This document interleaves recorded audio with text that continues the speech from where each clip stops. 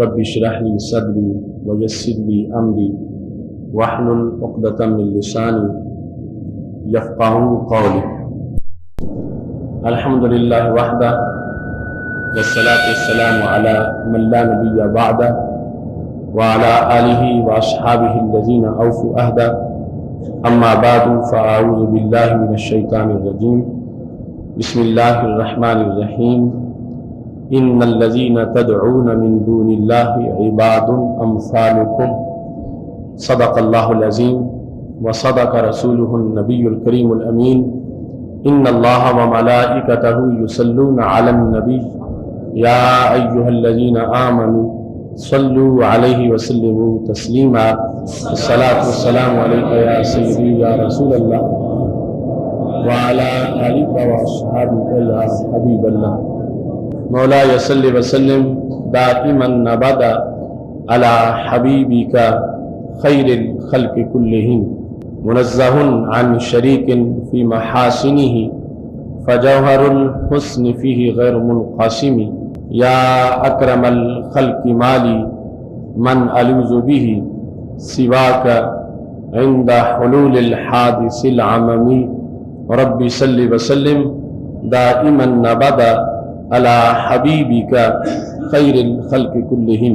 اللہ تبارک و تعالی جل جلالہ وعم نوالہ واتم برہانہ وعظم شانہ وجل ذکرہ وعز اسمہ کی حمد و ثنا اور حضور سرور کائنات مفخر موجودات زینت بزم کائنات دستگیر جہاں غم گسار زمان سید سروران حامی بے قسم قائد المرسلین خاتم النبیین احمد مجتبی جناب محمد مصطفیٰ صلی اللہ علیہ وآلہ واصحابہ وبارک وسلم کے دربار گہر بار میں ہدیہ درود السلام عرض کرنے کے بعد رب ذوالجلال کا کروڑوں بار شکر ہے کہ اس نے ہمیں ماہ رمضان المبارک کے عشرہ مغفرت میں نماز جمعہ کی توفیق عطا فرمائی. خالق کائنات جل جلالہ نے نزول قرآن کے مہینے میں ہمیں قرآن فہمی کا یہ موقع عطا فرمایا. خالق کائنات جل جلالہ سے دعا ہے کہ وہ ہم سب کو صحت و عافیت کے ساتھ اس مقدس مہینے میں زیادہ سے زیادہ عبادت کی توفیق عطا فرمائے اور اس عظیم مہمان کی زیادہ سے زیادہ میزبانی کا ہمیں شرف عطا فرمائے. آج ہمارا خطبہ جمعۃ المبارک میں موضوع ہے مفہوم قرآن بدلنے کی واردات قسط نمبر 12. سال ہر سال سے رمضان المبارک میں ایک موضوع مفہوم قرآن سے متعلق ہوتا ہے اور آج اسی تسلسل کا یہ حصہ ہے. ایک آیہ کریمہ کی تشریح آپ کے سامنے پیش کی جائے گی. مفہوم قرآن مجید کے لحاظ سے واردات کا سلسلہ بڑا پرانا ہے اور صدیوں کی تاریخ میں ایسے بہت سے واقعات ہیں کہ قرآن مجید برہان رشید کو پیش کر کے لوگوں نے اپنے غلط مقاصد پورے کیے اور اپنی غلط سوچ پر قرآن مجید کا کور چڑھا کر انہوں نے لوگوں کے لیے اپنی غلط سوچ کو قابل قبول بنایا، جس کی وجہ سے امت میں انتشار اور افتراق کی ہوا چلتی رہی اور جس کی آج بھی تپش محسوس ہو رہی ہے. اس سلسلہ میں اہل حق پر یہ لازم ہے اور ہر دور میں اہل حق یہ کام کرتے آئے ہیں کہ جہاں بھی کسی نے کوئی آمیزش کی ہے اور اپنی طرف سے مفاہیم گھڑ کے ان پر قرآن مجید کا کور چڑھایا ہے تو حق پرستوں نے وہ پردے چاک کیے، بلکہ سید عالم نور مجسم شفیع معظم صلی اللہ علیہ وسلم نے اپنا حقیقی وارث اسی عالم دین کو کہا کہ جو ایسے جو نظریات ہیں ان کو پیچھے ہٹا کے دین کی حقیقی روشن کو واضح کرے. یقیناً وہ لوگ عظیم ہیں اور ہم تو ان کی خاک پا ہیں جن کے بارے میں سید عالم نور مجسم شفیع معظم صلی اللہ علیہ وسلم نے فرمایا يحمل هذا العلم من كل خلف عدوله ينفون عنه تحریف الغالین وانتحال المبتلین وتأویل الجاہلین.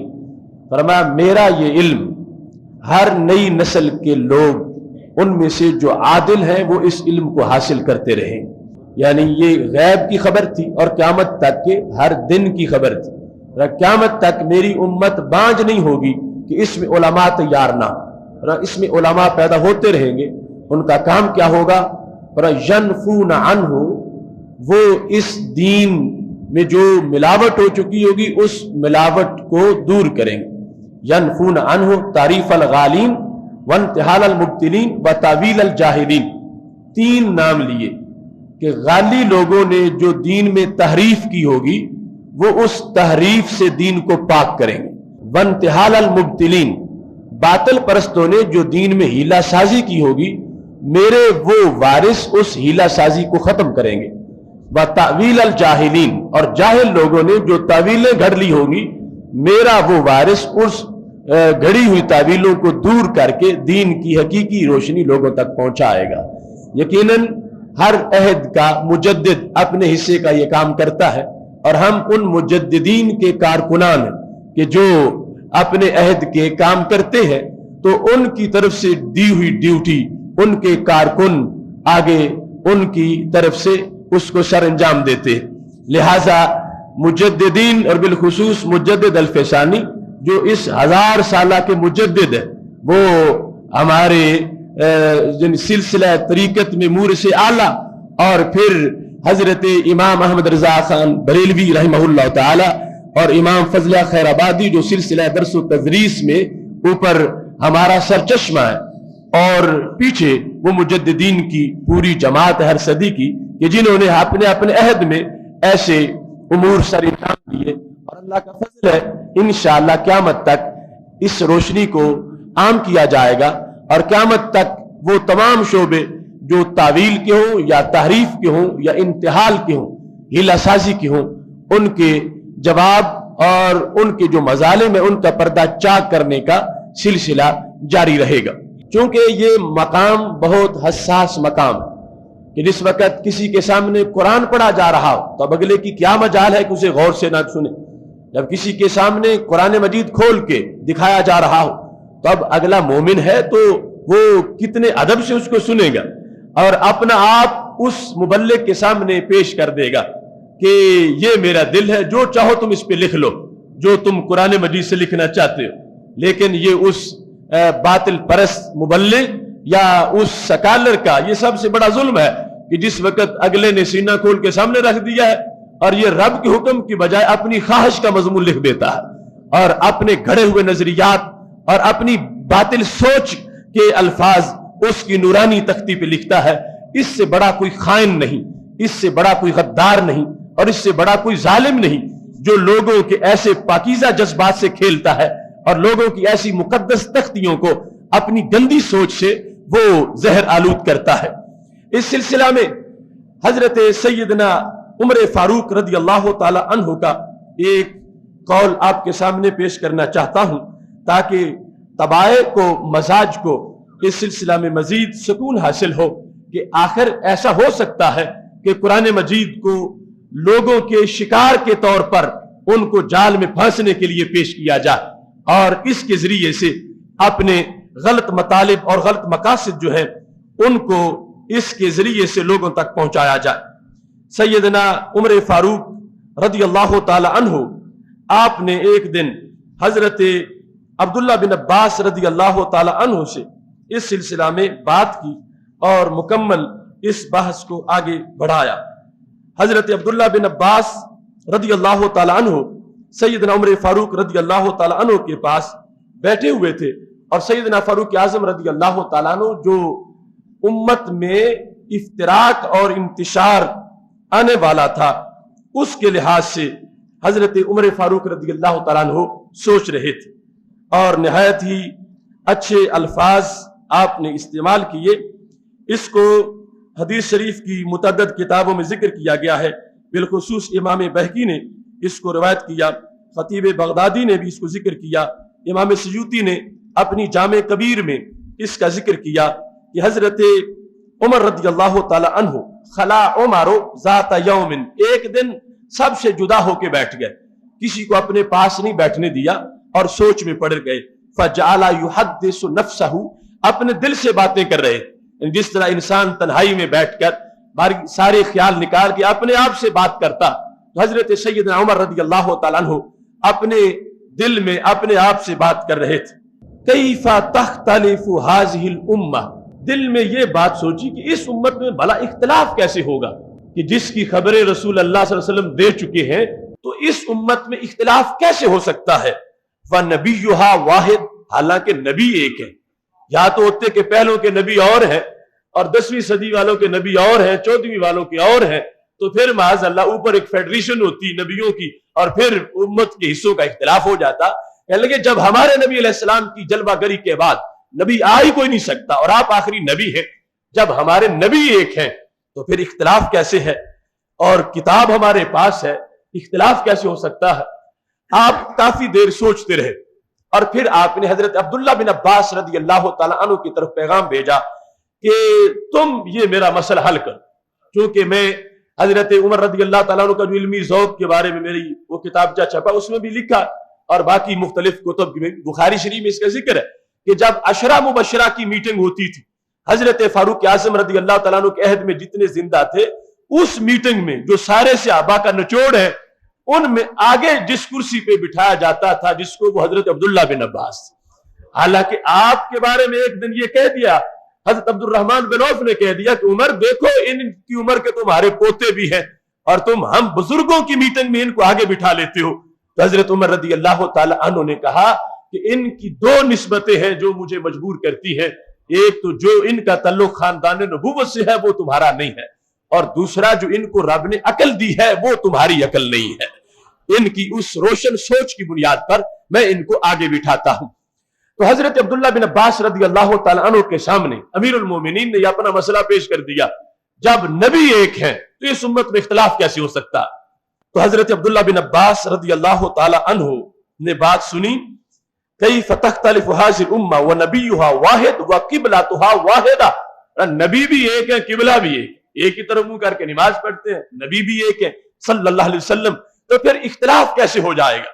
فقال ابن عباس یا امیر المومنین انا انزل علینا القرآن فقرأناہ، امیر المومنین ہمارے سامنے قرآن نازل ہوا اور ہم نے وہ قرآن رسول اللہ صلی اللہ علیہ وسلم سے پڑھا، وعلمنا فیما نازل، ہمیں پتا ہے کہ آیت کس بارے میں نازل ہوئی ہے، ہم گواہ ہیں، ہمارے سامنے نازل ہوا۔ چلو کچھ مجلس میں نہیں تھے لیکن انہوں نے جو مجلس میں بیٹھے تھے ان سے سن لیا کہ فلاں لفظ ہے، اس کا معنی کیا ہے، اس آیت کا پس منظر کیا ہے، یہ کس بارے میں نازل ہوئی ہے۔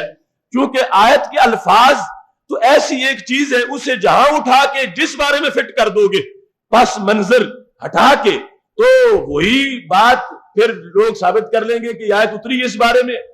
جس وقت کلام کا رخ بدلا جاتا ہے تو اس کے بعد اب مخاطب بدل دیا جائے تو اس سے بہت جلد فتنے پیدا ہو جاتے ہیں۔ آپ ایک مجلس میں ایک بندے کو مخاطب کر کے آپ اسے کہتے ہیں کہ تو نے یہ جرم کیا، اور وہ جملہ آپ کا اٹھا کے کوئی لے جائے اور کسی دوسری طرف منہ کر کے کہے کہ فلاں کہہ رہا تھا تو نے یہ جرم کیا، اب جملہ تو صحیح ہے لیکن رخ کلام کا بدلا گیا ہے۔ تو حضرت عبداللہ بن عباس رضی اللہ تعالیٰ عنہ کہنے لگے امیر المومنین ٹھیک ہے قرآن ایک ہے، مگر فتنہ اس لیے پیدا ہوگا جب لوگوں کو یہ پتہ نہیں چلے گا کہ آیت نازل کس بارے میں ہوئی ہے۔ ہم تو سامنے آج اس لیے فتنہ نہیں امیر المومنین کہ ہمارے سامنے اترا، ہم گواہ ہیں، ہمارے پاس اترا، ہمیں اس کے الفاظ کا پتہ ہے کہ کس لفظ کون سے معنی میں اس عرف میں استعمال ہوتا ہے جس میں قرآن نازل ہو رہا ہے۔ لیکن جب کئی صدیاں گزر جائیں گی، جب کئی سال گزر جائیں گے، جو لوگ بعد میں پیدا ہوں گے جو اس محفل میں آج شریک نہیں ہیں، ان کے سامنے پس منظر نہیں ہوگا۔ جب ان کو کوئی غلط پس منظر سامنے رکھ کے آگے آیت فٹ کر دے گا، وہ سمجھیں گے شاید اسی بارے میں اتری ہے، تو ایک قرآن پھر کئی سوچوں میں بٹ جائے گا۔ ایک وہ انداز جس کے بارے میں آج اترا ہے، اور پھر وہ سینکڑوں انداز جو بعد والے اپنی گھڑی ہوئی سوچ کے مطابق پہلے اپنی سوچ تیار کریں گے، اوپر سے آیت فٹ کر دیں گے۔ اس انداز میں کہا امیر المومنین اختلاف تب پیدا ہوگا اگرچہ قبلہ ایک ہے، اگرچہ نبی ایک ہے، اگرچہ قرآن ایک ہے، مگر قرآن مجید کے بارے میں جب واردات کی جائے گی اور قرآن مجید کی آیات کو غلط پس منظر میں پیش کیا جائے گا اور قرآن مجید جس بارے میں اترا ہے اس سے ہٹا کر کسی اور مقصد کے لیے جب سچی آیت کو پیش کیا جائے گا تو مفہوم جھوٹا نکلے گا اور اس بنیاد پر امت میں اختلاف پیدا ہو جائے گا۔ وَإِنَّهُ سَيَكُونُ بَعْدَنَا أَقْوَامٌ، کہا ہمارے بعد قومیں آئیں گی۔ یہ حضرت عبداللہ بن عباس کی بصیرت، ہمارے بعد قومیں آئیں گی۔ تو ان لفظوں سے پتہ چلتا اس وقت یہ اختلاف نہیں تھا، جو ہونا تھا اس کے بارے میں امیر المومنین سوچ میں پڑے ہوئے تھے، اور ابن عباس کہنے لگے یہ صورتحال ہے، ہمارے بعد اقوام آئیں گی لا یدرون فیما نزل، انہیں پتہ نہیں ہوگا کہ کس بارے میں آیت اتری ہے، وہ بعد میں پیدا ہوئے، وہ گواہ نہیں ہے نزول قرآن کے۔ فیکون لہم فیہ رأی، تو وہ پھر اپنے طور پر اس کا کوئی شان نزول بنائیں، اپنے طور پر اس کے لیے کوئی تعویل کریں گے، اپنے طور پر اس کا کوئی پس منظر بنائیں گے۔ فَإِذَا كَانَ لَهُمْ فِيهِ رَأْيٌ، اور جو ہی وہ اپنی طرف سے بنائیں گے تو امیر المومنین اختلاف اسی وقت ہو جائے گا۔ ایک وہ ہے جو پہلے ہم جانتے ہیں کہ کس بارے میں نازل ہوئی، ایک وہ ہے جو بعد والی قوم بنائے گی کہ یہ کس بارے میں نازل ہوئی۔ اب حقیقت وہ ہے جو ہم جانتے ہیں اور جھوٹ وہ ہے جو انہوں نے بنایا، لیکن اوپر آیت فٹ کر رہے ہیں کہ یہ آیت نازل ہی اس مسئلے کے بارے میں ہوئی ہے، یہ آیت نازل ہی اس مفہوم میں ہوئی ہے۔ مثال کے طور پر ایک آیت جو نازل ہوئی ہے بت کے بارے میں، صحابہ جانتے ہیں کہ یہ بتوں کے بارے میں، اب بعد میں قوم آ گئی، انہوں نے اس کو کھینچ کے ولیوں پہ فٹ کر دیا۔ تو حضرت عبداللہ بن عباس رضی اللہ تعالی عنہ نے امیر المومنین عمر فاروق کو یہ بتایا کہ یہ ہے صورتحال امت کے اندر انتشار اور اختلاف کی، کہ جس وقت لوگ جو نزول قرآن کے گواہ نہیں ہیں وہ اپنی طرف سے قرآنی آیات کا پس منظر جب تیار کریں گے، اس وجہ سے امت میں افتراق، فرقہ واریت اور انتشار آ جائے گا۔ فَإِذَا اخْتَلَفُوا اقْتَتَلُوا، تو کہا امیر المومنین پھر بات صرف ترجمے تک نہیں رہے گی اور بات صرف تفسیر تک نہیں ہوگی، آپس میں قتال ہو جائے گا، آپس میں جھگڑا ہو جائے گا، آپس میں لڑائی ہو جائے گی، چونکہ فرق زمین و آسمان کا، فرق زمین و آسمان کا ہے۔ ایک طرف جن ذوات کو اللہ نے صراط مستقیم کا مینار بنایا اور صراط مستقیم ان کے نام لگا دیا، صراط الذین انعمت علیہم کہا ہے، اور دوسری طرف انہی کو جب کہا جائے گا کہ یہ شرک پھیلانے والے ہیں اور یہ دین میں انتشار پیدا کرنے والے ہیں، اور انہی پر جس وقت پھر وہ بتوں والی آیات چسپاں کی جائیں گی، اقتتلوا، اختلاف ہوگا، اختلاف کے بعد پھر جھگڑا اس میں شروع ہو جائے گا۔ حضرت سیدنا عمر رضی اللہ تعالیٰ عنہ نے یہ جواب سنا تو زبرہ عمر، آپ نے اس کو مسترد کر دیا۔ ابن عباس تمہاری باتیں میں مان لیتا ہوں مگر یہ بات میں نہیں مانتا۔ اس طرح کی صورتحال جس کا تم میرے سامنے ایک جائزہ پیش کر رہے ہو، اب دیکھو آج آپ کی ذہانت اس بات کو آسانی سے قبول کر رہی ہے جو حضرت ابن عباس نے کہا تھا کہ ایسا ہوگا، چونکہ اب ہو چکا ہے اور ہو رہا، لہذا ذہن فوراً قبول کر رہا۔ وہ صاحب رائے والے عمر کہ جو تجویز پیش کرے تو آیت نازل ہو جائے، ان کی ذہانت یقیناً بہت بڑی ذہانت، لیکن اس وقت کے حالات، اس وقت کا تقدس، اس وقت جو قرآن مجید کا نور ہے، اس وقت جو قرآن مجید کی وجہ سے سرور ہے، حضرت عمر کا دل مانتے نہیں کہ ایسا بھی ہو جائے گا کہ قرآن پڑھ کے کنویں زہریلے کیے جائیں گے اور قرآن پڑھ کے لوگوں کے ایمان لوٹے جائیں گے اور قرآن پڑھ کے آپس میں جنگیں کر دی جائیں گی، یہ کیسے ہو سکتا ہے؟ حضرت عبداللہ بن عباس کو جھڑکی بھی دی، وَانْتَهَرَهُ زَبَرَهُ، بات ماننے سے انکار کر دیا اور کہا نہیں ابن عباس یہ بات درست نہیں ہے۔ حضرت عبداللہ بن عباس گھر چلے گئے۔ فَانْصَرَفَ ابن عباس وَنَظَرَ عُمَرُ فِيمَا قَالَ، ابن عباس گھر چلے گئے، عمر فاروق تنہا بیٹھ کے سوچنے لگ گئے کہ یہ ابن عباس جو کچھ کہہ گیا ہے اس کے بارے میں سوچنا تو چاہیے کہ آخر یہ وہ انسان ہے جسے گھٹی نبی علیہ السلام نے اپنے لعاب دہن سے دی ہوئی ہے اور اتنا بڑا ترجمان امت ہے، تو اس نے بات جو کی ہے اسے سوچنا تو چاہیے۔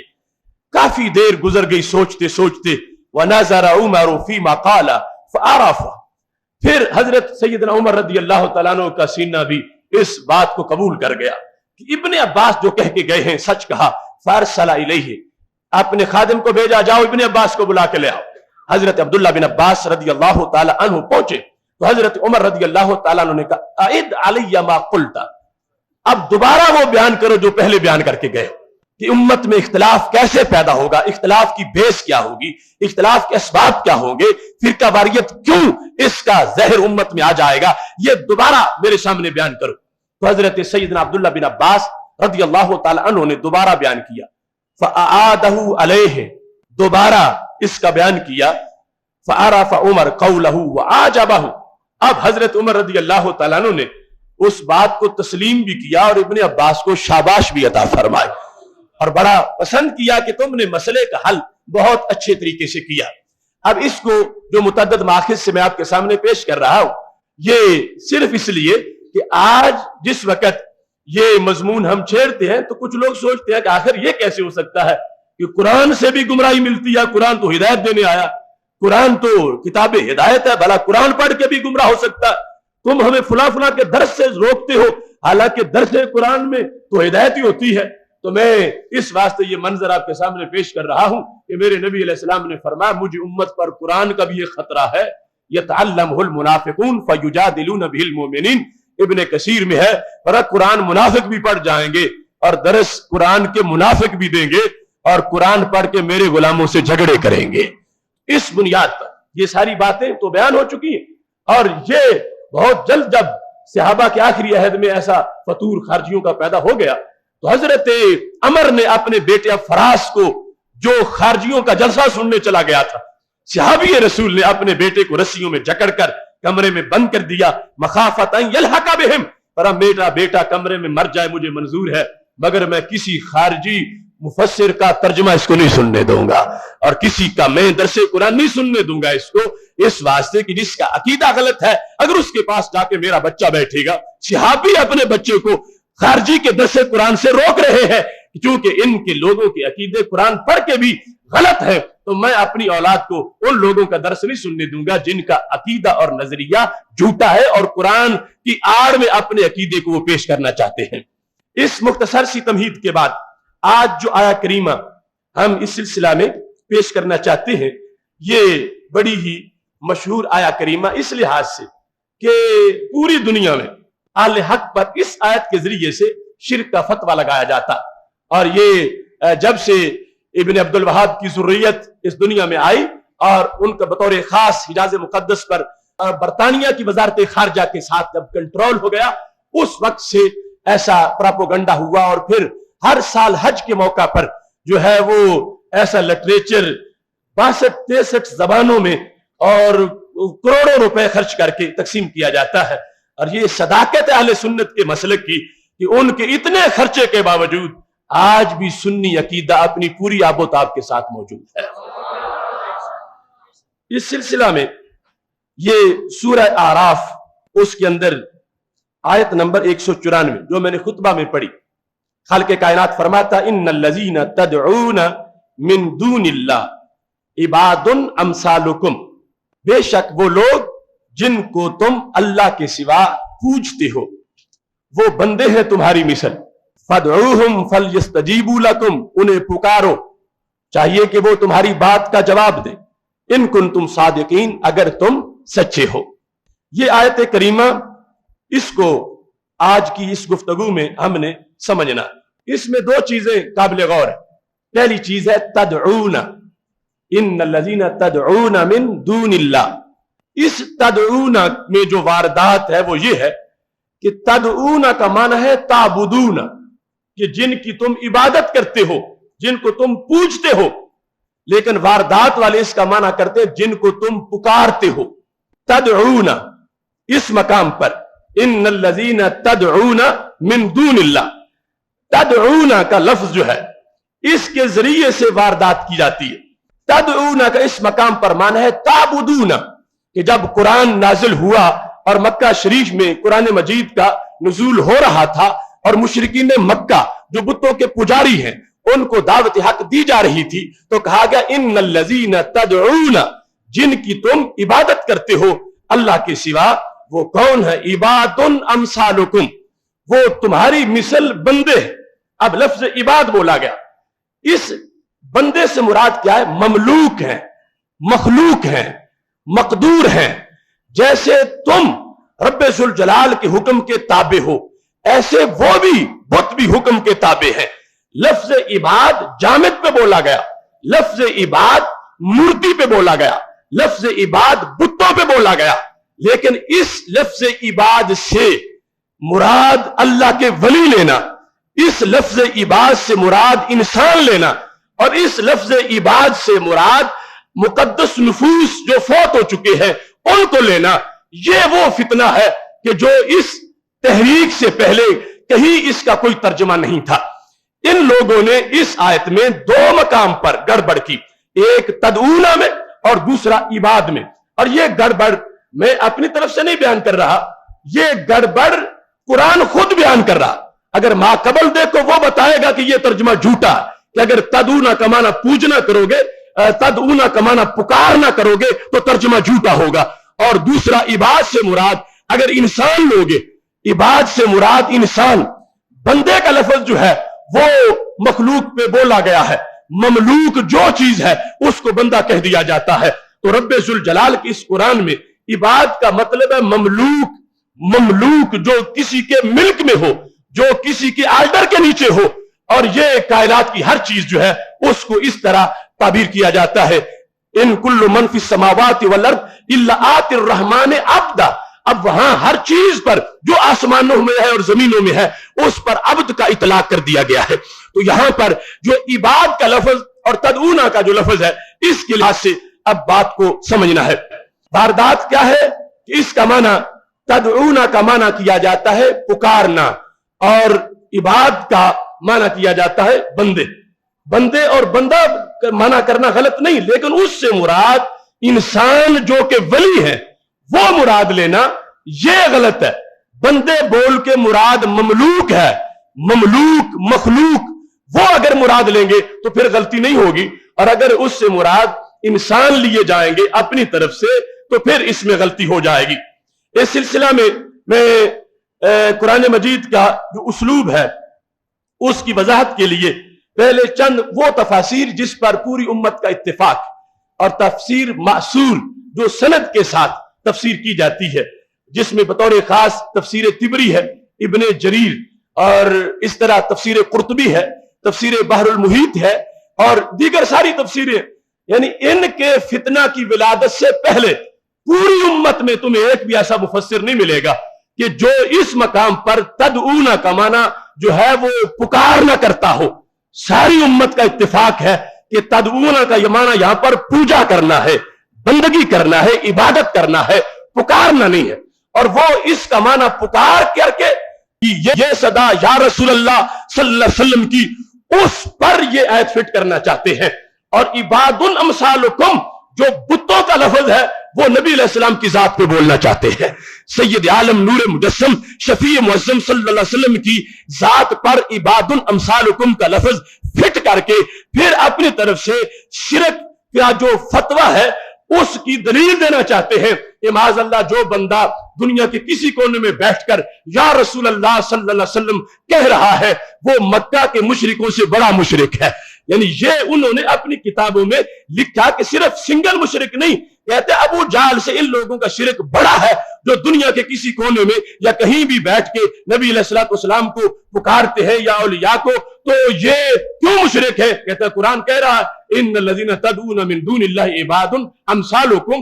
اس طرح یعنی ان الفاظ قرآن سے جن کے اندر نور ہے، جن کے اندر تجلی ہے، ان کو پیش کر کے معاذ اللہ وہ عقیدہ بیان کرنا چاہتے ہیں جس کی بنیاد پر صحابہ سے لے کر آج تک کوئی مسلمان شرک کے فتوے سے نہیں بچ سکے گا، سارے کے سارے شرک کی فتوے کی لپیٹ میں آ جائیں گے، اور اتنا گمبھیر شرک کا جعلی فتویٰ جو پوری امت پہ لگ رہا ہے اس کی بیس کس چیز کو بنایا؟ قرآن مجید کو، اور قرآن مجید کو کس طرح واردات کر کے دو لفظوں کے اندر تدعونا میں بھی واردات کی اور پھر عباد امثالکم کے اندر بھی واردات کی۔ اس سلسلہ میں جو تفسیر ابن جریر کے اندر اس کی وضاحت موجود ہے، ابن جریر نے مکمل اس کو اپنے سند کے ساتھ بیان کیا اور اس کی وضاحت اپنے انداز میں مکمل کی۔ قال ابو جعفر یقول جل ثناؤہ لہؤلاء المشرکین من اباطۃ الاسناء اوثان۔ ابن جریر کہتے ہیں کہ اللہ یہ بات مشرکوں سے کہہ رہا ان الذین تدعون، چونکہ مخاطب کا صیغہ ہے نا کہ تم جن کی عبادت کرتے ہو، تو یہ کہہ رہا ہے کس کو؟ اللہ مکہ شریف کے مشرکوں کو کیا کہہ رہا ہے؟ اللہ تبارک و تعالی ان کو جھڑکی دے رہا ہے کہ تعبدونہا، جن کی تم عبادت کرتے ہو، اللہ کو چھوڑ کر جن کی تم عبادت کرتے ہو۔ اب پکارنے والا مطلب نہیں بیان کیا ابن جریر نے، جو پہلی تفسیر ہے سمت کی، انہوں نے اس کا ترجمہ تعبدون سے کیا، اور پھر عبادت کا معنی کیا کیا؟ ہم املاک لربکم، وہ بت بھی رب کے ملک میں ہیں۔ عباد امثالکم، مثل کس لحاظ سے ہے؟ جیسے تم رب کے ملک میں ہو، ایسے وہ پتھر جنہیں تم خدا بنا بیٹھے وہ بھی رب کے ملک میں ہے، تمہارا اور ان کا کوئی فرق نہیں ہے، اس لحاظ سے مثل ہے۔ اگر یہ معنی نہ لیں تو پھر تو آگے قرآن مجید خود بیان کر رہا ہے، اللہ فرماتا تمہارے ہاتھ ہیں ان کے تو ہاتھ ہی کوئی نہیں، تمہاری آنکھیں ہیں ان کی تو آنکھ ہی کوئی نہیں، مطلب یہ تم خود ان سے افضل ہو، ان بتوں سے اے مشرکو تم افضل ہو، اپنے اجسام کے لحاظ سے، اپنے اعضاء کے لحاظ سے۔ اب یہ فرق رب کر رہا ہے، جب میں تو پتا چلا کہ تم ان کی مثل نہیں ہو، تو پھر مثل کس بنیاد میں ہو؟ فرمایا تم بھی رب کی مخلوق ہو، وہ بھی رب کی مخلوق ہے۔ اس بنیاد پر رب ذوالجلال انہیں مثل کہہ رہا ہے، اور یہ واضح کر رہا ہے کہ جو کسی کی مخلوق ہو وہ رب نہیں ہوتا، جو کسی کا بنایا ہوا ہو وہ رب نہیں ہوتا۔ جیسے تم بنے ہوئے ہو اور تم رب نہیں ہو، ایسے بت بھی کسی کے بنے ہوئے ہیں تو وہ رب نہیں ہے۔ تو خالق کائنات جل جلالہ مشرکین مکہ کو دلیل کے ساتھ سمجھا رہا تھا کہ جن کی تم بندگی کرتے ہو، جن کی تم پوجا کرتے ہو، مجھے چھوڑ کر میرے سوا جن کی تم پوجا کرتے ہو، یہ تمہاری طرح ہی ہے۔ نتیجہ کیا بنا؟ جب تم نے اپنے آپ کو کبھی رب نہیں کہا تو انہیں رب کیوں کہتے ہو؟ جب تم نے اپنا کبھی کلمہ نہیں پڑھا کہ تم یہ دعویٰ کرو، اس وقت کے جو مشرکین مکہ بتوں کے پجاری ہیں اور خود اپنے بارے دعویٰ نہیں کر رہے، انہیں کہا گیا تم خود ان سے افضل ہو، اور اپنے بارے میں جب آج تک تم نے یہ قول نہیں کیا تو پھر یہ بھی تمہاری طرح مخلوق ہے، یہ بھی مملوک ہے۔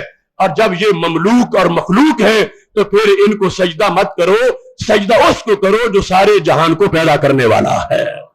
اب یہ تفسیر طبری اس آیت کے تحت انہوں نے اس کو بیان کیا، ہم املاک لربکم کما انتم لہو ممالک، جیسے تم رب کے ملک میں ہو ایسے یہ پتھر بتوں کا بھی رب کے ملک میں ہے۔ جیسے تم رب کے ملک میں ہو ایسے یہ جس دھات کا تم نے پتھر وہ بت بنایا ہوا یہ بھی رب کے ملک میں ہے۔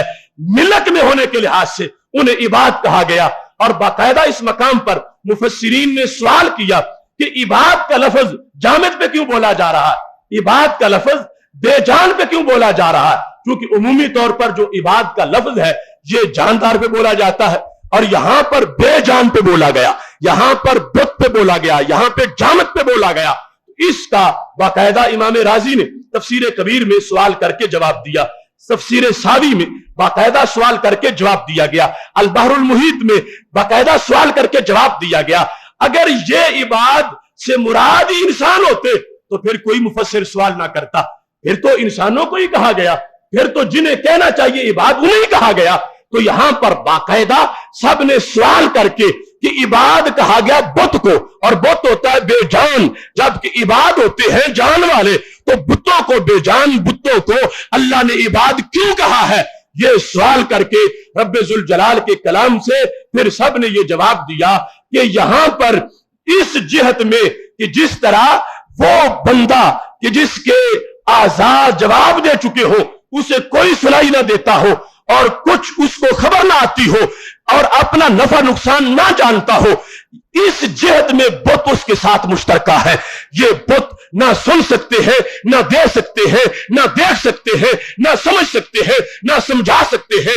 اس جہت کی بنیاد پر رب ذوالجلال نے ان بے جان چیزوں پر بھی لفظ عباد کا اطلاق فرما دیا ہے۔ اب اس سلسلہ میں تفسیر قرطبی کے اندر جو اس کی وضاحت کی گئی، تفسیر قرطبی میں یہ آراف کی جو آیت نمبر 94 ہے، کہا گیا ان الذین تدعون من دون اللہ، معنی کیا ہے؟ تعبدون، تدعون کا معنی کیا ہے؟ تعبدون، اردو میں کیا بنے گا؟ پوجتے ہو، نہ کہ پکارتے ہو۔ اب پکارنا اور پوجنے میں فرق ہے۔ پکارتا مومن امتی ہے اپنے نبی علیہ السلام کو، مگر پوجتا نہیں ہے۔ पूजा रब को जाता है और पुकारा रब के बंदों को भी जाता है। चलो उस पुकार का कोई कायल नहीं, तो आज जब मुश्किल बनती है तो ये पुकारता है कि मेरे भाई फौरन पहुंचो, मैं मर रहा हूं। अगर पुकार ही पूजा है तो फिर तो ये हर वक्त हर जगह ये शिर्क किया जा रहा कि पुकार पर पूजा का इतलाक कर दिया जाए। पुकार और चीज है और पूजना और चीज है। लफ्ज़ दुआ कुरान मजीद में ये मुश्तरक है। इसका माना पुकारना भी है, इसका माना पूजना भी है, मगर उसलूब बयान करेगा कि इस मकाम पर इसका माना क्या है। अब इसी आयत के अंदर 2 बार इसका इस्तेमाल हुआ और 2 बार का इस्तेमाल ही वजाहत कर रहा है कि जिसे थोड़ी सी भी कुरान की समझ होगी वो इस तदऊना का माना ताबदून करेगा, पुकारना नहीं करेगा बल्कि पूजना करेगा। अब ये सारी उम्मत के मुफस्सिरीन एक तरफ और वहाबी सोच एक तरफ। सारी उम्मत के मुफस्सिरीन वो सारे मुहद्दिसीन, उनकी मुश्तरका एक ही बसीरत है जो सहाबा से चल के आई है।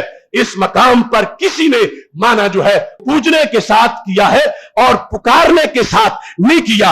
अब ताबुदून से माना किया और इसको अगर आयत में समझे तो उससे भी पता चलेगा कैसे कि खालिक़े कायनात जल्ला जलालहू इरशाद फरमाता है, इन्नल्लज़ीना तदऊन मिन दूनिल्लाहि इबादुन अमसालुकुम, जिन्हें तुम अल्लाह के सिवा पूजते हो तुम्हारी तरह ही ममलूक हैं। जब तुम ममलूक हो तो अपने आप को रब नहीं समझते, तो वो भी ममलूक है, उन्हें तुमने रब क्यों बनाया हुआ है। आगे अल्लाह फरमाता फदऊहुम, पुकारो उनको। अब वही लफ्ज़ दुआ है, फदऊहुम फलयस्तजीबू लकुम, बुलाओ इन्हें, ये फिर तुम्हें जवाब दें अगर ये सच्चे हैं तो।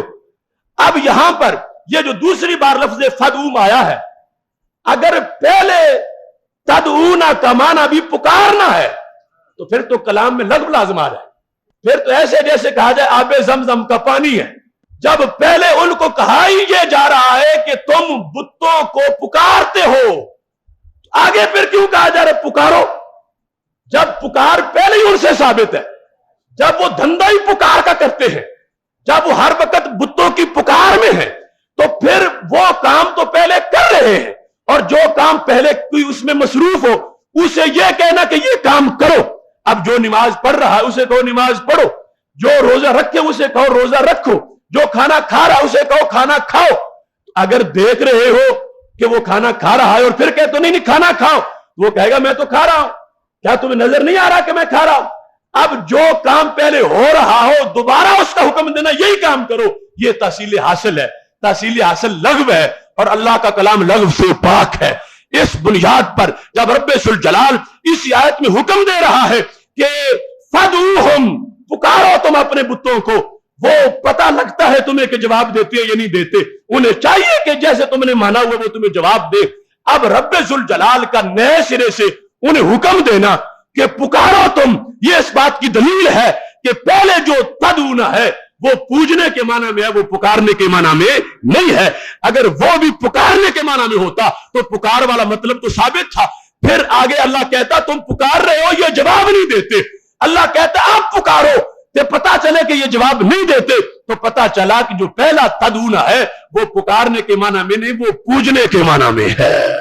अब देखो खुद कुरानी आयत इसको बस वाज़ेह कर रही है और कुरान मजीद की दूसरी आयत की तरफ जाना तो बाद का मामला। उसी आयत में 4 लफ्ज बाद वो लिखा हुआ जिससे पता चल रहा है कि अरबी जुबान में एक एक लफ्ज के हजार मानी भी हैं और इतनी वुसअत है।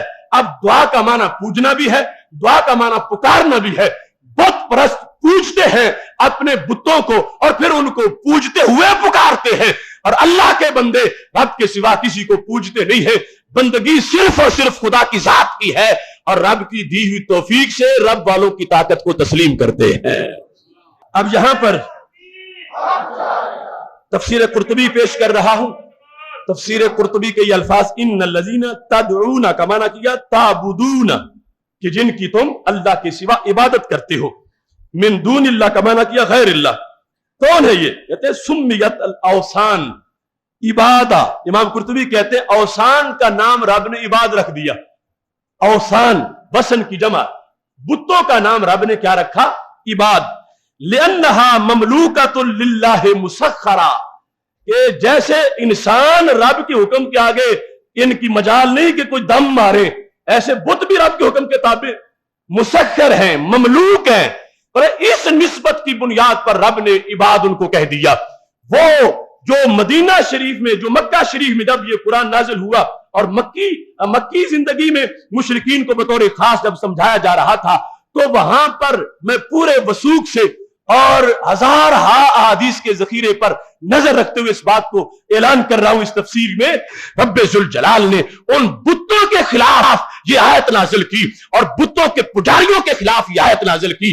और ये है इस वक्त का सबसे बड़ा जुल्म और सबसे बड़ी खयानत कि जो रब्बे जुल जलाल ने बुतों की मुजम्मत की, उसे खींच के रब के वलियों पे चस्पा किया जा रहा है। यह है वारदात। और इस सिलसिला में अब देखो, सारी उम्मत तो झूठनी हो गई। ये कुर्तुबी को तो इमाम अहमद रजा बरेलवी ने नहीं पढ़ाया, ये इब्ने जरीर तो बरेली शरीफ का शागिर्द नहीं है। पूरी उम्मत की हर सदी का मुफस्सिर इस बात की वजाहत कर रहा है कि यहां पर औसान और बुतों की बात हो रही है, और बुतों के जो पुजारी हैं, बुतों की पूजा करने वाले, उनको रब्बे जुल जलाल कह रहा है ये तुम्हारी मिसल इबाद है। इबाद का मतलब क्या? जैसे तुम ममलूक हो, ये भी ममलूक है।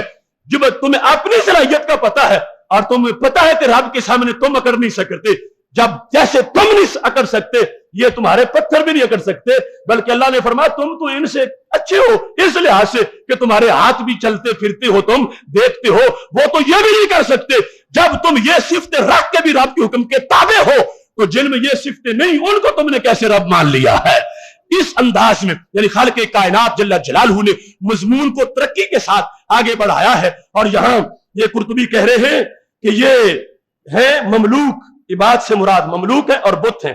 अब कहते लम्मा एतक़दल मुशरिकून अन्नल असनाम तदुर्रु व तनफ़उ अजराहा मजरन नास, कि जिस वक्त मुशरिकों का अकीदा था कि बुत नुकसान भी दे लेते हैं, बुत नफा भी दे लेते हैं, तो नफा नुकसान देना जाहिरी तौर पर ये इंसानों का काम है कि किसी को कोई फायदा दे दे, किसी को कोई नुकसान दे दे। तो रब्बे जुल जलाल ने उनके गुमान के मुताबिक, जैसे मुखालिफ की सोच के मुताबिक बात कर दी जाती है, तो अल्लाह ने उन मानने वालों के, बुतों के मानने वालों के जहन के मुताबिक बुतों को इबाद कह दिया कि तुम ये बनाए हुए हो, तुमने इन्हें इबाद समझा हुआ है और तुम इनकी ऐसी सिफ्तें मान रहे हो, हालांकि तुम्हारी अपनी सिफ्तें इनसे ज्यादा ताकतवर है। जब बंदे हो के तुम इनसे ताकतवर हो, तो तुमने इनको कैसे अपना मौला बना रखा है। इसकी मिसाल इस तरह क़यामत के दिन अल्लाह फरमाएगा मुशरिकों को, ऐना शुरकाकुम, कहां है तुम्हारे शरीक जो तुमने मेरे शरीक बनाए। तो इसका यह मतलब नहीं है कि रब मान गया कि मेरे शरीक है, मतलब यह है कि रब मुखालिफ के ज़हन के मुताबिक बात कर रहा है कि मेरा तो कोई शरीक नहीं, लेकिन तुमने बनाए हुए थे, तुमने जो बनाए हुए थे पेश करो अब। तो ऐसे ही यहां पर मुशरिकीन ने मक्का का जो ज़हन था कि ये दे सकते हैं, ये फायदा कर सकते हैं, और देना और फायदा करना इस लिहाज से अल्लाह ने उनके ज़हन के मुताबिक फरमाया ये तो इबाद है, जैसे आगे जाके तुमसे कुछ नहीं हो सकता और तुम रब के ममलूक हो, ऐसे ये भी रब के ममलूक हैं। रब का हुक्म ना हो तुम हाथ नहीं हिला सकते, इनके तो हाथ है ही नहीं, ये क्या करेंगे। तो खालिक़े कायनात जल्ला जलालहू ने, इमाम कुर्तुबी कहते हैं कि उन मुशरिकीन के गुमान के मुताबिक जो बुतों की हैसियत थी, उसके मुताबिक इबाद का लफ्ज उस पर बोल दिया कि वो शक्ल ऐसी बनाते हैं जैसी इंसानी शक्ल होती है। कहा बुतों को कहा, और इबाद का लफ्ज इसलिए बोला कि उन्होंने बुतों को इबाद के साथ मिलाया हुआ है। और खालिक़े कायनात फर्क बयान कर रहा है कि बुतों में भी और इबाद में भी फर्क है। इस मकाम पर जो तफसीर खाजिन है उसके अंदर बड़ी तफसील के साथ कहा गया, यानी अन्नल असनाम अल्लती याबुदुहा हाउलाल मुशरिकून इन्नमा हिया ममलूकतुल लिल्लाह। इमाम खाजिन कहते हैं इन्नल लज़ीना तदऊना से मुराद क्या है, वो बुत जिनके ये मुशरिक इबादत करते हैं, इन्नमा हिया ममलूकतुल लिल्लाह अमसालुहुम, फरमाया जैसे कुफार रब के मिलक में है, ऐसे बुत भी रब के मिलक में है। ये खाजिन भी वही बात बयान कर रहे हैं, यानी पूरी उम्मत इस बात पर मुत्तफिक है कि इबादुन अमसालुकुम जो ने कहा गया, बुतों को तो इस चीज में निस्बत, इस इस लिहाज से तशबीह दी जा रही है कि ऐ मुशरिको, तुम भी रब के मिल्क में हो और ये बुत भी रब के मिल्क में है। जो किसी के मिल्क में हो उसकी मजाल नहीं कि उसके आगे खड़ा हो सके, तो ये जिनको तुम रब के सामने खड़ा करना चाहते हो ये कैसे खड़े हो सकते हैं? तुम भी ममलूक हो, ये भी ममलूक है। तो ममलूक का मतलब समझाने के लिए रब्बे जुल जलाल ने उन पर इबाद का इतलाक किया, और इबाद का लफ्ज जामिद पर और बेजान चीज पर उनके गुमान के मुताबिक किया, जो गुमान मुशरिकीन मक्का उनके बारे में अपना बनाए हुए थे। और इस मकाम पर आगे तफसीर बहरुल मुहीत, उसमें इन्नल लजीना तदऊन मिन दूनिल्लाह, सूरह आराफ की इस आयत में कहा गया सुम्मियल अस्नामु इबादा, यहां पर बुतों को इबाद कहा गया। यानी हर मुफस्सिर यह गवाही देता है सुम्मियल अस्नामु इबादा, कि अमसाल इबादुन अमसालुकुम, वलियों को नहीं कहा गया, इबादुन अमसालुकुम, इंसानों को नहीं कहा गया, क्योंकि यहां पर बुत है और बुतों को इबाद कहा गया। तो लफ्ज इबाद जिस तरह बाकी मखलूकात पे बहसीयत आजिज के इसका इतलाक होता है, और बुत को यह जाहिर करने के लिए कि अल्लाह के मिल्क में है, रब्बे जुल जलाल ने उन पर इसका इतलाक फरमा दिया। वो इन कानत जमादात, इमाम बहरुल मुहीत में इब्न हयान कहते हैं कि अगरचे वो जमादात है लेकिन फिर भी रब ने इबाद कह दिया, लिअन्नहुम कानू यातकिदून फीहा, इस वास्ते कि मुशरिकों का अकीदा था अन्नहा तदुर्रु व तनफउ, कि ये फायदा दे लेते हैं ये नुकसान भी दे लेते हैं। तो मुशरिकों का अकीदा था ये फायदा देते हैं ये नुकसान देते हैं। तो रब्बे जुल जलाल ने उनके अकीदे को मद्देनजर रख के उन्हें उनकी मालूमात के मुताबिक समझाने के लिए कि तुम जो नजरिया बनाए हुए उसके मुताबिक भी ये रब नहीं बन सकते, इस वास्ते कि ये इबाद है, ये ममलूक है, ये मेरे कंट्रोल के नीचे है, ये मेरे हुक्म के ताबे है, इनका वजूद मेरे तखलीक से ये पत्थर पैदा हुए हैं, अपना इनका कोई वजूद न था। तो खालिक कायनात जल्ल जलालहू ये अल्फाज इस्तेमाल करके मुशरिकों को बतदरीज इस बात की तरफ लाना चाहता है कि जो तुमने इनको खुदा बना लिया तो ये तुम भूल में हो, ये तुम्हारा मुकाबला भी कर सकते, तुम्हारे रब का मुकाबला कैसे कर सकते हैं। अब इस मकाम पर आगे जो लफ्ज बोले रब्बे जुल जलाल ने तो वो क्या है? खालिक कायनात फरमाता है अलहुम अर्जुलु यमशून बिहा, है इनके कदम जिनसे ये चलते हैं, अलहुम अर्जुलु यमशून बिहा, है कदम जिनसे चलते हैं, अम लहुम ऐदी यब्तिशून बिहा, क्या है हाथ इनके जिनसे ये पकड़ते हैं, अम लहुम आयुनु युबसिरून बिहा, क्या है इनकी आंखें जिनसे ये देखते हैं, अम लहुम आजानु यस्माऊन बिहा, क्या है इनके कान जिनसे ये सुनते हैं। तो अल्लाह तबारक व तआला इस्तिफहाम इनकारी से नफी कर रहा है, ये जो तुमने घड़ के रखे हुए इनके तो हाथ भी नहीं है, मुतलक नहीं फरमा वो जिनसे पकड़ सके, इनके कदम भी नहीं कि वो जिनसे चल सके, इनकी आंखें भी नहीं कि वो जिनसे देख सके, और इनके कान भी नहीं कि वो जिनसे सुन सके। और मक्का के मुशरिको, तुम में से कौन है जिसके कदम ना हो, और तुम में से कौन है जिसके हाथ ना हो, और तुम में से कौन है कि जिसकी आंखें ना हो, और तुम में से कौन है कि जिसकी जुबान ना हो। ये उनको शऊर दे रहा है कि कितनी तुम्हारी मत मारी गई है, जो तुमसे अदना है उनको तुमने रब के मुकाबले में खड़ा कर दिया। ये तो तुम्हारे हम पल्ला नहीं हो सकते, ये रब की बराबरी कैसे करेंगे। कहां इनके हाथ जिनसे पकड़े, कहां इनके कदम जिनसे ये चले, कहां इनकी आंखें जिनसे ये देखे, कहां इनके कान जिनसे ये सुने। इनमें कोई सिफ्त भी मौजूद नहीं है, और तुम में सब में ये सिफ्तें मौजूद है। तुम्हारे हाथ भी है, तुम्हारे कान भी है, तुम्हारी आंखें भी है। तो खालिक कायनात जल्ल जलालहू उनको झंझोड़ के तौहीद की तरफ लाना चाहता है कि ये तुम बड़ा जुल्म कर रहे हो कि शान स्टेटस के मुताबिक किसी की बयान की जाती है, ये तो इंसानी मर्तबे पर भी आने के काबिल नहीं, तुम इसको रहमानी मर्तबे तक पहुंचा रहे हो और अल्लाह की उलूहियत तक ले जा रहे हो। तो खालिक कायनात जल्ल जलालहू ने इस तरह मिसाल देकर उन लोगों को समझाया, अब सिवाय बुत के और किसी तरह इसकी वजाहत नहीं हो सकती।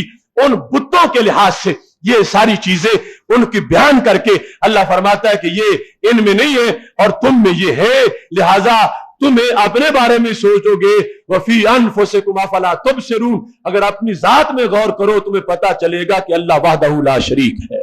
अब यहां पर सैयद आलम नूर मुजस्सम शफी मुअज्जम सल्लल्लाहु अलैहि वसल्लम की अहादीस के अंदर जो मौजूद है रोशनी, वो एक तवील मजमून है जिसमें ये इरशाद फरमा दिया जो हदीस सनद के लिहाज से, हर लिहाज से हर गुबार से पाक है कि जिस वक्त एक खास एक बंदा नवाफिल फराइज तो फराइज रह गए, नवाफिल पर भी पाबंदी करता है, तकर्रुब हासिल करता है, अल्लाह फरमाता कुन्तु समअहु लज़ी यस्मउ बिही, मैं उसके कान बनता हूं जिनसे वो सुनता है, बसरहु लज़ी युबसिरु बिही, मैं उसकी आंख बनता हूं जिससे वो देखता है, मैं उसकी, मेरी कुदरत उसके कदम बन जाती है जिनसे चलता, मेरी कुदरत उसके हाथ बनती है, अब जिनसे वो पकड़ता है। ये मकाम एक इंसान को मिल गया कि जिसके आज़ा में रब की कुदरत है और उधर बुत है, इधर वली है। और फर्क कुरान और सुन्नत ने बयान किया। कुरान ने बयान कर दिया कि बुत का हाथ नहीं पकड़ सकता, और सुन्नत ने बयान किया वली का हाथ कुदरत इलाही का मजहर होता है। वो बैठे बगदाद में, हाथ कायनात के दूसरे कोने में जा सकता है। अब इस चीज से ये वाज़ेह हो रहा है कि रब जो ताने दे रहा है, ए मुशरिको अपने बुतों को देखो, कहां है इनके हाथ, कहां है इनके कदम, कहां है इनकी आंखें, कहां है इनके कान। रब्बे जुल जलाल उधर ये फरमाता, इधर हदीस कुदसी है, पर मेरे बंदे की कुदरतों पर तुम कोई शक ना करो, क्योंकि मेरी कुदरत उसके हाथों में दाखिल हो चुकी है। मेरी कुदरत है कि जिसकी वजह से वो पकड़ता है, चलता है, फिरता है। और यहां इतनी वजाहत के बावजूद फिर भी बातिल परस्त ये इसकी वजाहत करना चाहते हैं कि अल्लाह उसकी कुदरत, अल्लाह की कुदरत कानों में आ जाती है। मतलब क्या, वो पसंद, वो सुनता है जो रब को पसंद हो, वो देखता है जो रब को पसंद हो, वो पकड़ता है जो रब को पसंद हो, और उधर जाता है जो रब को पसंद हो। ये मतलब है, ना कि ये मतलब जो तुम बयान कर रहे हो कि बैठता कहीं है, पकड़ कहीं से लेता है और पूरी कायनात में उसको तसर्रुफ की ताकत मिल जाती है। तो ये माना जो लोगों की तरफ से बयान किया जाता है, ये 1% भी अल्फाज में इसकी गुंजाइश नहीं है। इस वास्ते कि जिसे रब अपना वली बना ले और महबूब बना ले, और अभी तक उसके कान गंदे हो, तो वो वली बनेगा कैसे? उसने ये कोर्स पहले किया है कि वो सुनता है जो रब को पसंद है, वो देखता है जो रब को पसंद है।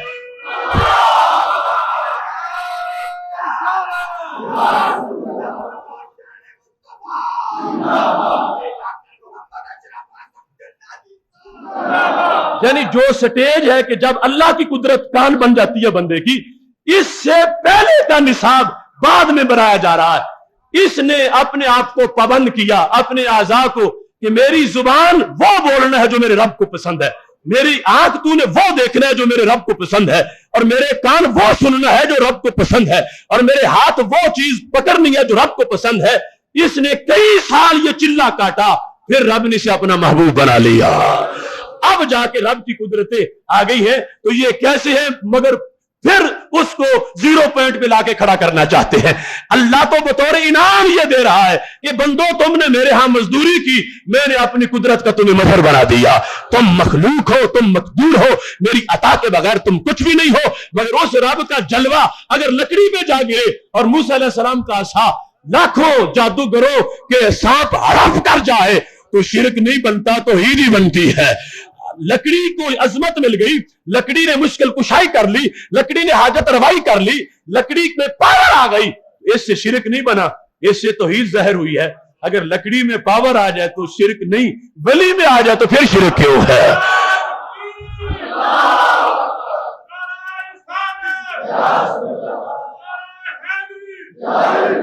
मोहतरम सामीन हजरात, अब देखो, यानी थोड़ी सी भी अगर बंदे की अकल सलामत हो तो वो इस जगह गलती नहीं कर सकता। लेकिन यहां उन्होंने गलती नहीं की, जानबूझ के ये किया। वो बातिल से उधार खाए हैं, और उनका मकसद यह है, बरतानवी वजारत खारजा से उस वक्त का उनका मुआहदा है, मेरे पास उसकी फोटो कापी मौजूद है, जिसमें उस वक्त ये तय हुआ था कि ये काम तुमने हमारे लिए करने हैं, और ये उस तरह वो काम सारे उनकी मर्जी के मुताबिक कर रहे हैं। और ये अब एक आयत में देखो 2 वारदातें हैं, एक है तदऊना में और दूसरी है इबादुन अमसालुकुम में। और वारदात फिर इस कदर है, अब ये कुरान मजीद है ना, जो हाजियों को गुमराह करने के लिए हर साल लाखों की तादाद में तकसीम किए जाते। अब इसमें देखो, इस तर्जमे को बयान करते हुए ये कहा गया, लिखा है, वाकई तुम अल्लाह को छोड़कर जिनकी इबादत करते हो वो भी तुम ही जैसे बंदे हैं। आगे हाशी में लिखा गया, यानी जब वो जिंदा थे, यानी जब वो जिंदा थे। تو مطلب یہ ہے کہ اب انہوں نے انسانی سوچ کو ادرانے نہیں دینا جو قرآن کہتا. قرآن نے کہا بتوں کو، اور ان کا گھر بندہ کہنے سے پورا نہیں ہوا، پھر ساتھ یہ کہا جب وہ زندہ تھے، تاکہ لوگ سمجھے کہ یہ ولیوں کے بارے میں ہی ہے. یعنی جب وہ زندہ تھے کہ وہ بھی تمہاری مثل بندے ہیں، یعنی جب وہ زندہ تھے. اب دیکھو، یعنی اس سے بڑی کوئی خیانت ہو سکتی ہے کہ رب کا قرآن پیش کر کے اپنے زہریلے لٹریچر پر اوپر چینی رب کے کلام کی چڑھا کے مٹھاس اور لوگوں کو کھلا دینا چاہتے ہیں. لوگ جو ہے اسی میں معاذ اللہ کتنے ہزاروں تباہ و برباد ہو جاتے ہیں. اور یہ دیکھو وہاں سے ملا ہے، اور یہ دیکھو ہمارا اردو میں لکھا ہوا ہے، اور یہ اس میں سمجھایا جا رہا ہے. نہ قرآن راضی ہے، نہ نبی علیہ السلام راضی ہے، نہ اللہ راضی ہے. یہ مطلب سمجھا کے وہ تو ان کی طرف متوجہ کرتا ہے. اور بت تھے جن کا مرض تھا رائج اس وقت، اور ان کو ہٹانے کے لیے رب ذوالجلال نے قرآن نازل کیا. آج یہ فتنہ جو ہر طرف پھیلایا جا رہا ہے، اس کے پردے چاک کرنا اہل حق یہ تمہاری ذمہ داری ہے. ادارہ صراط مستقیم پاکستان اس لیے اس کرب اور درد اور تڑپ کو محسوس کرتا ہے کہ یہ تمام لٹریچر، تمام آیات اس کو فورم پر لا کے سمجھایا جائے اور لوگوں کے سامنے بیان کیا جائے کہ دیکھو کنویں کو مینار بنا دیا گیا، مینار کو کنواں بنا دیا گیا، اندھیرے کو سویرا کہا جا رہا ہے اور سویرے کو اندھیرا کہا جا رہا ہے. ساری امت کو سمجھ نہیں آئی اور آج ان لوگوں کو سمجھ آ گئی ہے. ساری امت یہ کہتی ہے کہ یہاں پر تدعونا کا معنی تعبدونا ہے، اور یہ کہتے ہیں نہیں، تدعونا کا معنی یہاں پر پکارنا ہے. کسی ولی نبی کو اگر پکارو گے تو شرک تمہارا ابو جہل سے بڑا ہو جائے گا. اور ساری امت کہتی ہے عباد امثالکم، اوثان ہے، اسنام ہے. ساری امت کی صدیاں سارے مفسر یہ کہتے ہیں، اور یہ کہتے ہیں عباد الامثال سے مراد داتا صاحب ہے، یہ کہتے ہیں عباد الامثال صاحب ہے، یہ کہتے ہیں عباد الامثال سے مراد غوث پاک ہے. اب اپنی طرف سے ان لوگوں نے یہ جو گھڑا ہوا دین، اس پر جو قرآن کا اوپر لیبل لگایا ہوا ہے، یہ وقت کا سب سے بڑا فتنہ ہے جس کو مٹانا لازم ہے تاکہ لوگ ریلیف محسوس کرے کہ ہم نے شرک نہیں کیا، ہم نے وہی عقیدہ رکھا ہے جو صفہ والوں کو عطا کیا گیا تھا. اب یہ آیات قرآن مجید برہان رشید میں آپ سب قرآن کھول کے دیکھ سکتے ہیں. آگے جا کر ایک آیت نے، یعنی چونکہ اللہ کو پتا ہے کہ ایسے بھی فتنے آئیں گے، تو اس کے کلام نے ہر فتنے کا جواب خود دیا. خود قرآن نے ہی واضح کر رکھا ہے کہ جب کوئی قرآن کو بگاڑنا چاہے، یعنی اپنی مرضی کے مطلب ڈالنا چاہے، تو آخر یہ اللہ کا کلام ہے، یہ کسی کو چوری نہیں کرنے دیتا. ہاں کسی کی بصیرت ہو، قرآن بتا دیتا ہے کہ فلاں چوری کر رہا ہے اور اس جگہ سے چوری کر رہا ہے. یہاں پر رب ذوالجلال نے مسلسل آگے آیات اس سلسلہ میں نازل فرمائیں. والذین تدعون من دونہ لا یستطیعون نصرکم ولا انفسہم ینصرون. وہ جن کی تم اللہ کے سوا بندگی کرتے ہو، پوجا کرتے ہو، وہ اب تمہاری مدد نہیں کر سکتے اور نہ ہی وہ اپنی مدد کر سکتے ہیں. ولا انفسہم ینصرون، اپنی بھی نہیں کر سکتے اور تمہاری بھی نہیں کر سکتے. اب یہاں سے بھی ایک کرینہ سمجھ میں آتا ہے، ان لوگوں کے بقول جو کچھ سمجھایا جا رہا ہے، پھر مطلب یہ بنے گا ان کے لحاظ سے کہ اگر کوئی قبر میں موجود فوت شدہ انسان اس کو پکارا جائے تو پھر تو شرک بنے گا، لیکن اگر زندہ کو جو بھی فوت نہیں ہوا اگر اسے اللہ مان لیا جائے تو پھر کچھ نہیں ہوگا ان کی سوچ کے مطابق، ان کے نظریے کے مطابق. کیوں؟ اب اللہ فرماتا ہے لا یستطیعون نصرکم ولا انفسہم ینصرون، نہ وہ تمہاری مدد کر سکتے ہیں نہ اپنی کر سکتے ہیں. حالانکہ زندہ بندہ دوسروں کی بھی کر سکتا ہے، اپنی بھی کر سکتا ہے. ایسے اپنے آپ کو آگ میں گرنے سے بچا سکتا ہے، پیچھے ہٹ جائے، اپنے آپ کو پانی میں ڈوبنے سے بچا سکتا ہے، پیچھے ہٹ جائے. بات ہے بت کی. اللہ فرماتا ہے جو گرمی میں رکھے ہو تو گرمی میں پڑے رہیں گے، اپنے آپ کی مدد نہیں کر سکتے. سردی میں رکھے تو سردی میں پڑے رہیں گے، اپنی مدد نہیں کر سکتے. جب اپنی نہیں کر سکتے تو تمہاری کیسے کر سکیں گے؟ اب بتوں کی جگہ اگر لے آؤ قبروں کو، اور بتوں کی جگہ ان کے کہنے پر اگر لے آؤ ولیوں کو، تو پھر تو معاذ اللہ شرک کا دروازہ کھل جائے گا. ان کے کہنے کے مطابق چلو وہ جو قبروں میں چلے گئے ان کو نہ مانا جائے، لیکن جو صفتیں بیان کی جا رہی پر اگر لے آؤ ولیوں کو، تو پھر تو معاذ اللہ شرک کا دروازہ کھل جائے گا. ان کے کہنے کے مطابق چلو وہ جو قبروں میں چلے گئے ان کو نہ مانا جائے، لیکن جو صفتیں بیان کی جا رہی ہیں ان کے لحاظ سے، بتوں کے لحاظ سے وہ تو زندوں میں پائی جائیں گی. کہا گیا बुत को मत मानो, तुम्हारी भी मदद नहीं कर सकता, अपनी भी नहीं कर सकता। तो जिंदा बंदा अपनी भी सकता है, किसी और की भी मदद कर सकता है। तो फिर तो इसको मानने की गुंजाइश निकल आएगी माज़अल्लाह कि जो जिंदा इंसान है उसे इलाह मान लिया जाए तो कोई शिरक नहीं होता। हालांकि मेरे रब के साथ कोई शरीक नहीं, ना कोई कब्र वाला शरीक है, ना कोई बाजार में चलने वाला शरीक है। और यह मतलब तब निकल सकता है जब वो समझा जाए जो सुफा वालों को समझाया गया है कि यहां पर इबाद से मुराद बुत है और बुतों की बात हो रही है। और रब्बे जुल जलाल फरमा रहा है ना वो तुम्हारी मदद कर सकते हैं और ना अपनी मदद कर सकते हैं, लिहाजा ऐसे जो है उनको तुम अपना क्यों माबूद बनाते हो? माबूद उसे बनाओ जो तुम्हारी भी मदद करता है और सबकी मदद करने वाला है। अब इसमें कौले फैसल अगली आयत है, यानी ये मजमून शुरू हुआ था ना 94 से, तो आयत नंबर 98 उसने सारे पर्दे उतार के रख दिए। खालिक़े कायनात फरमाता है व इन तदऊहुम इलल हुदा ला यस्माऊ, अगर तुम इन बुतों को रहनुमाई की तरफ बुलाओ तो ये सुनते ही नहीं। अब बात तो एक ही चीज की हो रही है, उनके लिहाज से हो रही है वलियों की, हमारे लिहाज से हो रही है बुतों की। अब मुसलसल आयात में खिताब है, अल्लाह ताला फरमाता है व इन तदऊहुम इलल हुदा, हम तर्जुमा करेंगे अगर तुम बुलाओ उन बुतों को हिदायत की तरफ, ला यस्माऊ, वो सुनेंगे ही नहीं क्योंकि उनके कान ही नहीं, वो सुन ही नहीं सकते। अब आगे अल्लाह ताला क्या फरमाता है, फरमा वतराहुम यंजुरूना इलैका वहुम ला युबसिरून। ऐ मेरे महबूब सल्लल्लाहु अलैहि वसल्लम, ये जो मुशरिकों ने घड़ के रखे हुए हैं और इतनी इतनी मोटी इनकी आंखें बनाई हुई हैं, तराहुम, तुम इनको देखते हो, यंजुरूना इलैका, कि तुम्हारी तरफ नजर कर रहे हैं, वहुम ला युबसिरून, मगर तुम्हें तक नहीं सकते। तराहुम यंजुरूना इलैका वहुम ला युबसिरून।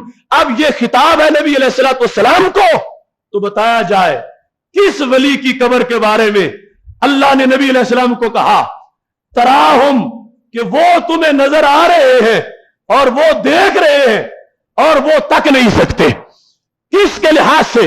जिस वक्त मुखातब का सीगा क़यामत तक के लिए होगा। अब अल्लाह फरमा रहा है, ए मुखातब, तराहुम, तू बुतों को देख रहा है कि वो आंखें फाड़े जिस तरह की उनकी बनी हुई है, तुम्हारी तरफ नजर कर दे, वहुम ला युबसिरून, मगर वो देख नहीं सकते। अब बुत के लिहाज से तो ये बात समझी जा सकती है, मगर कब्र वाले के लिहाज से ये बात नहीं समझी जा सकती, क्योंकि कब्र वाला तो मिट्टी में है, कब्र वाला पर्दे में है, उसे तराहुम कैसे कहा जाए? तराहुम, अल्लाह फरमाता है मुखातब, तू उन्हें देख रहा है जो पर्दे के अंदर है, उसे बहर वाला हर मुखातब देख कैसे सकता है? तराहुम, तुम उसे देखते हो, यंजुरूना इलैका, सिर्फ देख ही नहीं रहे, उनकी अदाओं को भी देख रहे हो कि कब्र वाले वो तुम्हारी तरफ नजर कर रहे हैं। तो पता क्या चला, रोकते थे उनकी फातिहा पढ़ने से, मानना यह पड़ गया कि वो अंदर से देख भी रहे हैं। चैप्टर है सारा बुतों का, दरोग और हाफजा नेस, झूठे का हाफजा नहीं होता। अब उसे पता नहीं चल रहा कि आगे यही तो ये 3 आयात के बाद आ रहा है, वो आ रहा है। अगर पहली बात वली की है तो फिर वो भी वली की बनी माननी पड़ेगी, और फिर जब मानेंगे, और कुरान ये कहता है तराहुम यंजुरूना इलैका, अगर बार दाता साहब की है या गौस पाक की है तो अल्लाह ताला फरमाता है मुखातब देख, वो तुझे कब्र से देख रहे हैं, यंजुरूना इलैका, नजर कर रहे हैं, तो नजर कर रहे हैं तो उनको अपने मफहूम के लिहाज से भी आगे ऐसा ताला लग जाएगा कि जिसके लिहाज से रास्ता गुम हो जाएगा। हम उस हकीकत पर है जो हकीकत सुफा से चल के आई।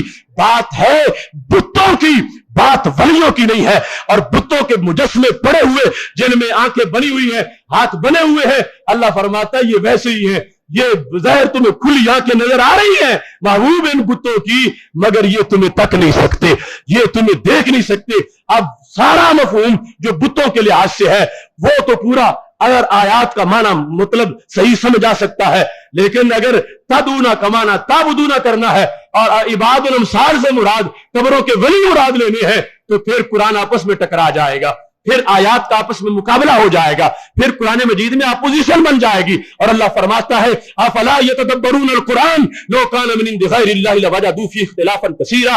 लोग कुरान में तदब्बर भी क्यों नहीं करते? अगर तदब्बर इतना ही कर ले कि कुरान मजीद का मजमून पढ़ ले, फरमाया माने बगैर नहीं रह सकेंगे। अगर ये गैरुल्लाह का कलाम होता तीसरे पारे में कुछ होता, तीसरे में कुछ होता, चौथे में कुछ होता, आठवें में कुछ होता। अल्लाह फरमाता है सब जगह एक ही बात है, आपस में कोई तारुज नहीं है, कोई आपस में तजाद नहीं है। अलहम्द से लेकर वन्नास तक पूरे कुरान का आपस में ना टकराना, यह इस बात की दलील है कि यह रब का सच्चा कलाम है।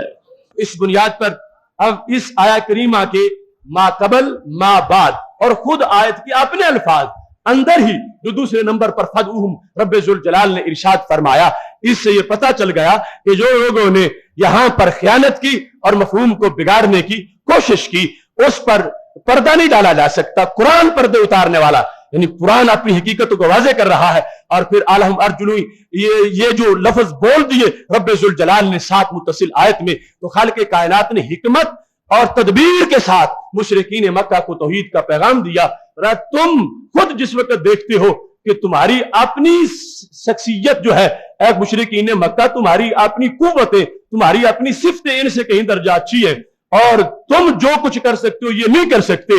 और फिर उफ है तुम्हारी अकलों पर कि तुमने इतने नाकारा जो है उनको उतनी बड़ी जात तक पहुंचा दिया जो तुम्हारे हम पल्ला नहीं हो सकते, तुमने रब के हम पल्ला बना दिया उनको और उनको माबूद बना दिया। तो खालिक़े कायनात जल्ला जलालहू ने पूरे अपने जामे उसलूब के साथ इसको बयान किया है।